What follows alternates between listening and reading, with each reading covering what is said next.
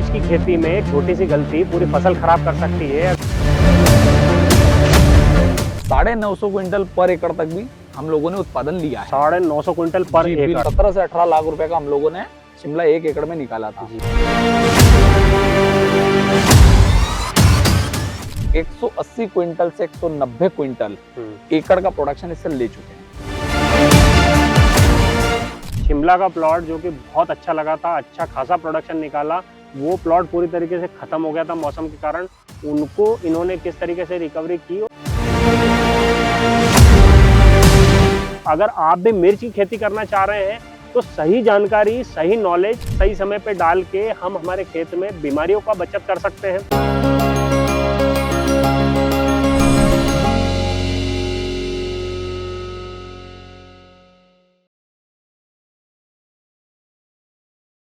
क्या आप जानते हैं मिर्च की खेती में एक छोटी सी गलती पूरी फसल खराब कर सकती है। अगर सही तरीके से अगर आपने खेती की तो एक बेहतर रिजल्ट आपको मिल सकता है, अच्छा उत्पादन ले सकते हैं। साथ ही साथ इसके अंदर आप किस तरीके से पूरा फार्म मैनेजमेंट करते हैं और क्या क्या चीज़ें ऐसी हैं जो ज़रूरी तरीके से आपको मैनेज करना ही करना है, नहीं तो आप बहुत बड़े नुकसान में जा सकते हैं। क्योंकि मिर्च की खेती बहुत ही सेंसिटिव तरीके से होती है। इसको करने के लिए आपको बहुत बारीक बारीक चीज़ें ध्यान रखना पड़ता है। तो आज हम आए हैं गाँव गाहल में। यहाँ पे एक किसान है जो लगभग 900 कुंटल पर एकड़ का शिमला मिर्च का प्रोडक्शन लिया है, क्योंकि आप समझ सकते हैं कितना बड़ा प्रोडक्शन है और कितना बड़ा आंकड़ा है।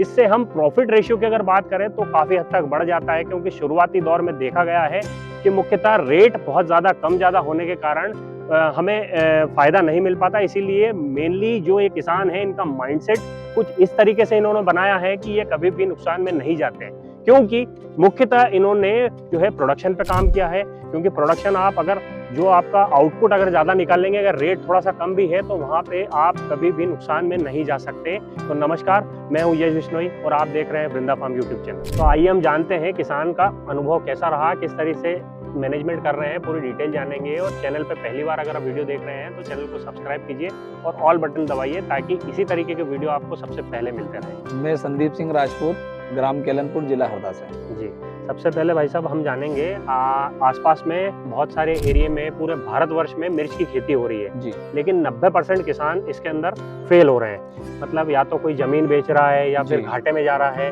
या फिर ऐसा कि खेती लगा के छोड़ रहा है जी। तो हम आपका एक माइंडसेट जानना चाहते हैं, क्योंकि आप खुद तो खेती कर रहे हैं जी, बिल्कुल। साथ में आपके 400 से 500 लोगों को ये खेती करवा रहे हैं जी। उसके बाद में इनका प्रोडक्शन जो निकल रहा है उस प्रोडक्शन को ये खुद परचेस करके और आगे भेज रहे हैं, और किसानों को लगभग 4 से 5 रुपए जो मंडी में मिल रहा है वैसा मिल रहा है। तो इनकी कम्युनिटी बहुत अच्छी बनी हुई है, और इनकी कम्युनिटी के साथ साथ जो किसान है वो इनका एक चैलेंज है कि जो भी मेरे किसान है वो कभी भी नुकसान में नहीं जाते, क्योंकि ये एक अलग माइंडसेट से काम करते हैं। तो वो सारी चीजें हम जानेंगे।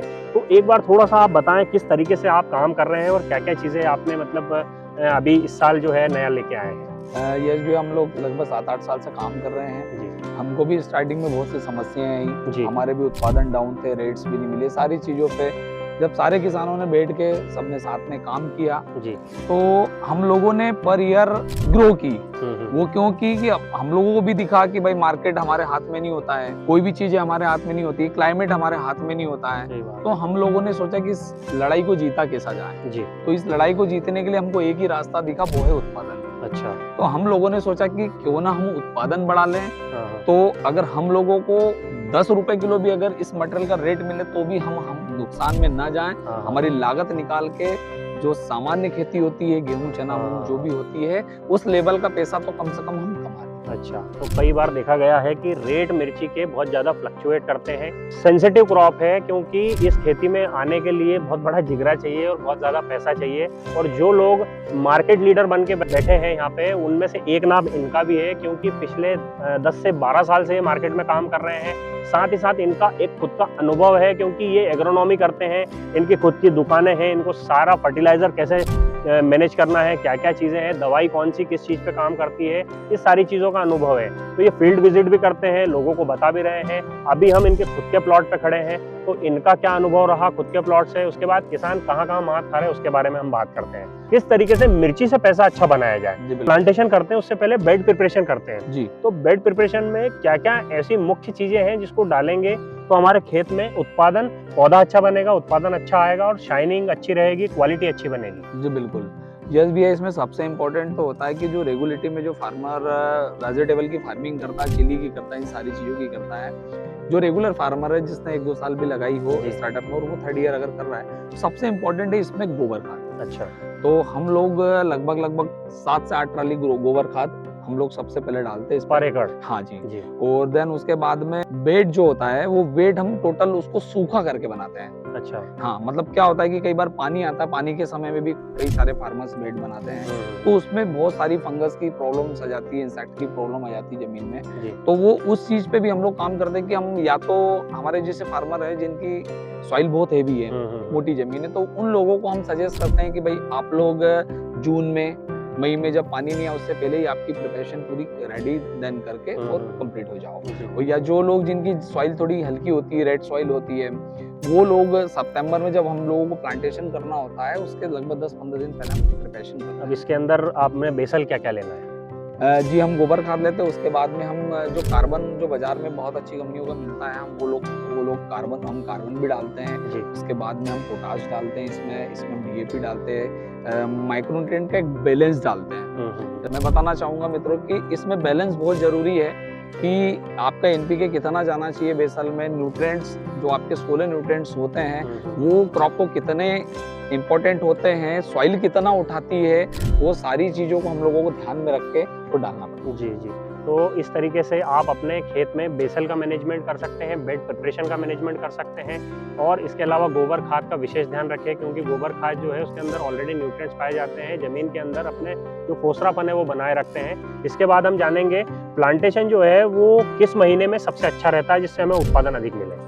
हम लोगों के लिए सबसे जो हमारा समय होता है वो सितंबर होता है। अच्छा। हम लोग सितंबर मंथ में ही प्लांटेशन स्टार्ट करते हैं। जी। अब इसके अंदर हम जानेंगे इसमें प्लांटेशन जो है 1 एकड़ में कितना होता है। उससे पहले मैं आपको बता दूं कि प्लांटेशन वैरायटी पर निर्भर करता है, क्योंकि अगर आप शिमला लगा रहे हैं तो प्लांटेशन का मापदंड बिल्कुल बदल जाएगा। आप काली मिर्च या पीली मिर्च लगा रहे हैं तो उसमें एकदम बदल जाएगा। तो हम सभी चीज़ों का जानेंगे किस तरीके से मैनेज होता है। यश भैया, हम लोग पहले स्टार्टअप में तो हम लोगों ने जैसे शिमला है, शिमला में 14,000-16,000 प्लांट भी हम लोगों ने लगाए, जिगजैग पैटर्न पे लगाते हैं हम लोग। तो फिर हम लोगों को लगा कि हमको और प्लांट पॉपुलेशन बढ़ाना चाहिए। अच्छा। तो हम लोग अब 18,000 से 20,000 प्लांट पर एकड़ शिमला लगाते हैं। अच्छा। और ये पिकाडोर बोलते हैं इसको, नताशा वैरायटी। तो ये पिकाडोर भी हम लोग पहले 8 से 9,000 लगाते थे। देन हम इसमें भी अब हम 16,000 प्लांट पे आ गए। 16,000 प्लांट पर एकड़। 16,000 प्लांट पर एकड़। तो इसमें जैसे साइज जो इसका है फल का, उसमें कोई डिस्टर्बेंस नहीं। अच्छा। अब इसके अलावा काली और जो पीली होती है उसमें? जी, G4 का हमारा 9,000 से 10,000 का स्टैंडर्ड साइज होता है। अच्छा। और पीली में? पीली वाली भी लगभग 9 से 10,000।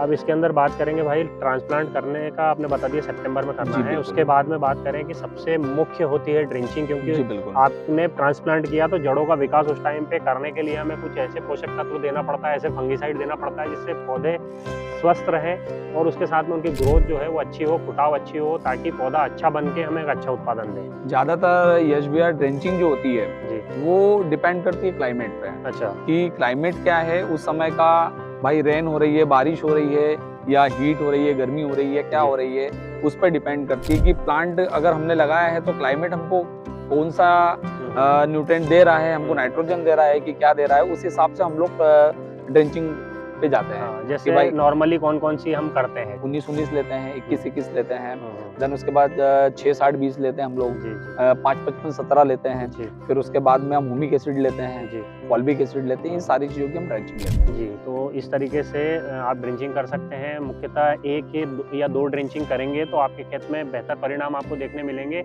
वो आप आपके खेत की स्थिति देख के उस हिसाब से आप मैनेज कर सकते हैं। आपको नियर बाय जो एग्रोनॉमिस्ट है वो अच्छा सजेस्ट करेंगे। बाकी एक जो मोटा होता है वो हमने बता दिया है। इसके बाद में इसके अंदर फ्लावरिंग कितने दिन में आती है और कितने दिन में फ्रूटिंग चालू होती है? यश भैया, ये डिपेंडिंग ऑन आपका प्लांटेशन। जैसे हम लोग सितंबर फर्स्ट वीक में जाते हैं, 45 से 50 डेज के अंदर हम लोग इससे पिकिंग स्टार्ट कर देते हैं। अच्छा, तो इसमें जैसे देखा गया है कि शुरुआती दौर में जो किसान लगाते हैं तो उसको रेट का थोड़ा सा बेनिफिट जी मिलता है। बिल्कुल बिल्कुल बिल्कुल जी, तो बिल्कुल। उसका थोड़ा सा बताएं। जी, वो शुरुआती समय में हमको रेट तो मिलता है, लेकिन हम लोगों को लड़ाई भी उतनी लड़ना पड़ती है फॉर्म पे, हाँ, हाँ। क्योंकि उस समय में बारिश जाने वाली होती है। हाँ, हाँ। तो वो हमारी जो प्लांट है उसको बहुत ज्यादा नुकसान भी, डैमेज भी करती है। हमको बार बार उसमें लागत बढ़ती है, हम लोगों को खर्चा भी करना पड़ता है, स्प्रे वगैरह करना पड़ते रहते हैं। बट ये है कि सितंबर की डेट एक ऐसी होती है जी। कि हम लोग इसको लॉन्ग टाइम तक खींच सकते हैं। तो ये इसीलिए बता रहे हैं क्योंकि जब सितंबर के टाइम पे जब बारिश जाने लगती है उस टाइम पे टेम्परेचर अधिक होता है, कई बार फ्लक्चुएशन बारिश के कारण होता है, तो इसके अंदर फंगस लगने के चांसेस भी रहते हैं। उसके साथ में वाइट फ्लाई और थ्रिप्स का अटैक सबसे ज़्यादा रहता है, क्योंकि आसपास के खेत खाली हो जाते हैं, तो जो भी मच्छर हो उनका अटैक रहता है वो सीधा इस पे रहता है। अगर उस टाइम पे आपने इसको मैनेज कर लिया सही तरीके से तो आपको शुरुआती दौर में कंपटीशन में कोई नहीं रहता है, क्योंकि बहुत लिमिटेड लोग लगाते हैं, तो उसमें रेट का थोड़ा सा फैक्टर अच्छा रहता है। तो उस टाइम पे आप लगा सकते हैं, लगभग से 20 सितंबर में आप लगाएंगे तो आपको एक अच्छा रिजल्ट भी देखने को मिलेगा। साथ ही साथ फॉर्म को मैनेजमेंट किस तरीके से करना है अब उसके बारे में बात करते हैं। भाई, इसमें फॉर्म जैसे आपने लगा दिया है, फर्स्ट तुड़ाई आ गई, तो इसमें मेनली जो पेस्ट होते हैं, क्या क्या ऐसी मुख्य बीमारी है इसके अंदर जिसका हमें विशेष ध्यान रखना है? जैसे हम लोग प्लांटेशन करते हैं उस समय क्या होता है कि हम लोगों की जो एरिया में जो जनरल क्रॉप होती है, कुछ लोग सोयाबीन लगाते हैं, धान लगाते हैं, तो सोयाबीन में लास्ट एंडिंग होता है क्योंकि उसका लगभग उस समय सोयाबीन में 65 डेज टू 75 डेज के समथिंग होती है। तो उसमें व्हाइट फ्लाई हम लोगों को सबसे ज्यादा तकलीफ देता है, तो हम लोग व्हाइट फ्लाई के लिए प्रिपरेशन लेते हैं। उसमें अपने जो भी ये दवाइयाँ वो डालते हैं, एसिटा डालते हैं, देन उसके बाद वो बहुत अच्छे नए नए टेक्निकल्स बाजार में आ चुके हैं, तो वो लोग हम लोग यूज करते हैं। अब इसमें हम बीमारी की बात करेंगे भाई, जैसे क्या क्या बीमारी इसके अंदर लगती है जी, और उसकी सावधानी किस तरीके से रखें, क्योंकि यहाँ पे ही किसान जाके फेल होते हैं। जैसे इसमें थ्रिप्स भी 2-3 प्रकार की लगती है, व्हाइट फ्लाई लगते हैं, एसिड जेफिड्स लगते हैं। उसके बाद में इसके अंदर बीमारियों की बात करें तो आपको लीफ स्पॉट आते हैं, उसके बाद में आपका डाउनी पाउडर, ये सारी चीजें आती है। तो हम उस पर एक चर्चा करना चाहते हैं, क्योंकि यहाँ पे आके किसान फंस जाता है, या तो प्लॉट बिगाड़ लेता है या लागत लगाने को मंजूर नहीं होता, क्योंकि उसकी ऑलरेडी इतनी लागत लग चुकी होती है, तो वहीं पे फेल होता है। तो उसके बारे में बताएं। ये सारा डिपेंड करता है क्लाइमेट के ऊपर। जी, बीमारियां जो होती है वो क्लाइमेट से आती है, और आपके आसपास इस आपके रेडियस में कौन कौन सी क्रॉप लगी है उससे भी आती है। तो क्या होता है, जैसे ज्यादा पानी गिरेगा तो लीफ डिसीज आएंगी, लीफ पे स्पॉट्स आएंगे, एंथ्रोकोनोज आएगा, डंपिंग आएगा। उसके बाद में और ज्यादा पानी गिरेगा तो और भी बीमारियां आती है, जैसे बिल्ट आती है, फ्यूजेरियम आती है, सारी चीजें आती है। तो हम लोग उसको उसमें ध्यान में रखते हुए, हम लोग क्लाइमेट और रेन को देखते हुए हमारे यूज में जो फर्टिलाइजर देन पेस्टिसाइड है वो करते रहते हैं। जी, अब ये तो आपने फंगस और उसका बता दिया। जी, अब इसके अलावा पेस्ट के लिए आप बताएं क्या क्या पेस्ट लगता है? जी, इसमें थ्रिप्स लगती है, व्हाइट फ्लाई लगता है, माइट्स लगती है, फ्रूट बोरर लगती है, स्टेम बोरर लगती है, ये सारी चीजें इसमें लगती है। अब थ्रिप्स कितने प्रकार की होती है?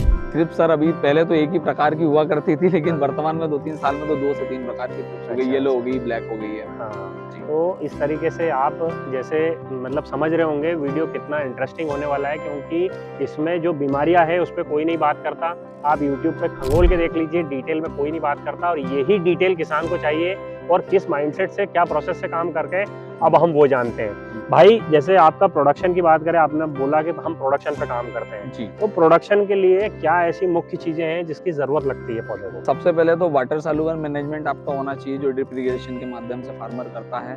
देन आपको क्लाइमेट जोन को ध्यान में रखते हुए आपके स्प्रे शेड्यूल टाइमली होना चाहिए। अच्छा। उसके बाद में न्यूट्रिएंट बैलेंस बहुत ज्यादा इंपॉर्टेंट है क्रॉप में, कि फार्मर को अपना अनुभव या जो भी एग्रोनॉमिस्ट उस फॉर्म को देख रहा है या काम कर रहा है उसको ये पता होना चाहिए कि ये फॉर्म को कौन से न्यूट्रिएंट्स की आवश्यकता है। तो उसको उस समय पे अगर उसको न्यूट्रिएंट्स मिलने लगेगा उस फॉर्म को, तो भाई साहब मैं बताऊंगा आपको कि पैसे भी नहीं आएंगे। अच्छा। अगर न्यूट्रिएंट बैलेंस अगर फार्मर अपने फॉर्म पे करता है तो विदन अगर दूसरे फार्मर के प्लॉट में अगर बीमारी 100%, तो अपने प्लॉट में ओनली 20% बीमारी है। उसका एक कारण ये है कि पौधे को जितनी भूख है उतनी पूर्ति अगर आप कर रहे हैं, जिस न्यूट्रिएंट्स की जरूरत है वो न्यूट्रिएंट्स अगर दे रहे हैं, तो जहाँ पे पौधा कमजोर नहीं होता वहाँ पे बीमारियों के लिए लड़ने के लिए पौधा खुद तैयार रहता है।